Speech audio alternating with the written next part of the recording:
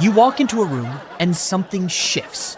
Voices drop. Someone starts over-explaining, and the person who was relaxed a second ago goes careful.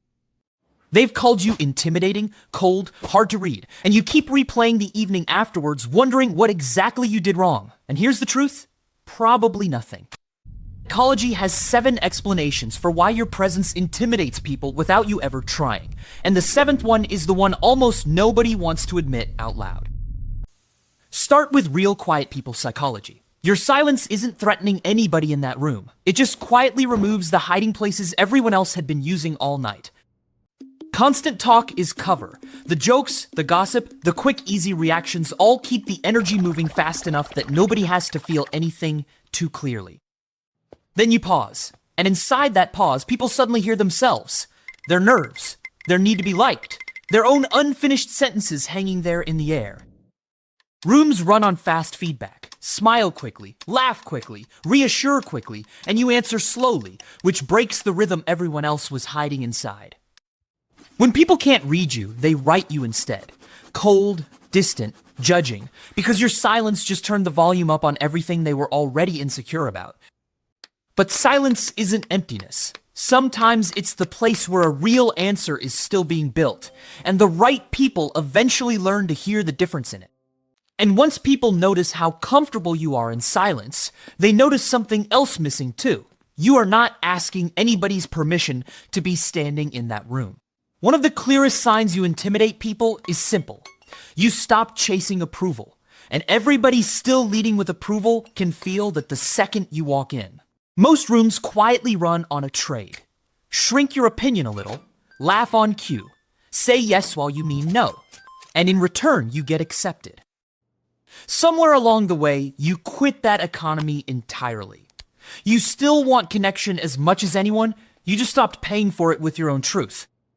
That scares people, because approval is leverage. If rejection can't move you, then criticism can't steer you, and distance can't make you chase anybody down. Psychologists call this an internal locus of self-worth, which simply means your value stops rising and falling with every single reaction happening around you in the room. It can read as arrogance to anyone who was expecting insecurity from you, but it isn't arrogance at all. It's self-respect that finally stopped negotiating its own price. And when approval finally loses its grip on you, something new starts showing up under pressure. A calm that certain people find genuinely unbearable to sit beside. Here's the psychology of emotional control. When conflict starts, most people are expecting mirroring. They raise their voice fully expecting yours to come up and meet it. You do the exact opposite. You slow down. You choose your words carefully, and you ask a real question instead of returning the insult that was handed to you. To you, that is simply discipline. But to somebody who wins through chaos, it's terrifying, because your calm just quietly took their favorite weapon away from them. Volume, guilt, and urgency all need your reaction to work, and steadiness answers them plainly. Your intensity does not get to drive my nervous system. Regulated people get called cold for exactly this, but calm was never the absence of feeling. It's feeling something deeply, without surrendering your judgment to it. So instead of saying, your calmness exposes my chaos, they say you think you're better than everybody. But their discomfort was never a verdict about you. Calm on its own is impressive, but calm with boundaries is something else entirely. And boundaries are exactly where people really start calling you difficult to deal with. If you've ever searched how to set boundaries, learn this first. People without boundaries are not loved more than anybody else. They're just accessed more. The always available person, always answering, always explaining, always forgiving, always absorbing the disrespect, isn't admired for very long. They're just used more efficiently. Then one day you simply say no, without the long apologetic speech attached to it, and you stop granting access to people who repeatedly disturb your peace. Then watch carefully who gets angry, because a boundary is a definition and not an attack, and anger at your limit tells you who expected unlimited access to you. They'll tell you that you've changed, and maybe you have, but very often you've changed simply means you stopped letting me treat you the way I used to. You can be genuinely kind and still be unavailable, and you can love people deeply while refusing the exact patterns that were quietly costing you everything you had. Boundaries protect your peace. But the next trait is the one that makes certain people genuinely nervous whenever you're in the room with them. You notice things. You never actually studied how to read people. Your mind just collects the details on its own. Tone, posture, the smile that never quite reaches the eyes. Most people walk into a room wondering how they are being seen by everyone, while you walk into the same room and quietly notice what's being hidden instead. The pause before an answer. The subject changed a little too fast. The confidence pitched slightly too loud for the moment. Somehow, you catch every bit of it. People aren't really afraid of what you say. They're afraid of what you notice. The gap between their performance and whatever they're actually feeling. So they decide you're intense, too serious, a little hard to be around, when what they really mean is much simpler. I don't feel hidden around you. Perception without kindness turns into judgment, and kindness without perception turns into naivety.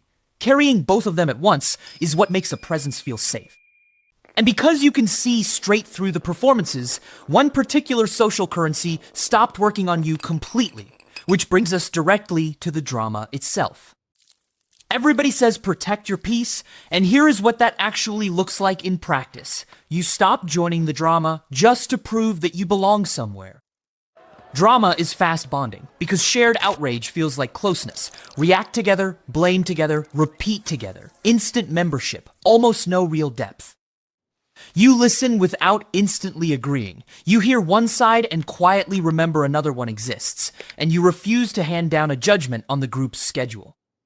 That makes you much harder to recruit, because nobody can pull you into their storm or test your loyalty by asking you to hate somebody along with them. They may well call that distant, but it's discernment. Caring about people genuinely without agreeing to carry their chaos around as some kind of entry fee. You are not detached from the truth at all. You're detached from the noise around it. And rooms can feel that difference even when they can't name it. Strip away the approval chasing, the reactivity, and the drama, and what remains underneath all of it is the seventh thing, the one almost nobody wants to admit.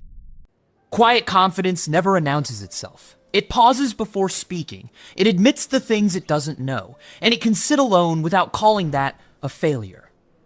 Loud confidence performs for the room it's standing in, while quiet confidence simply exists inside it, and insecure people can feel that difference almost immediately.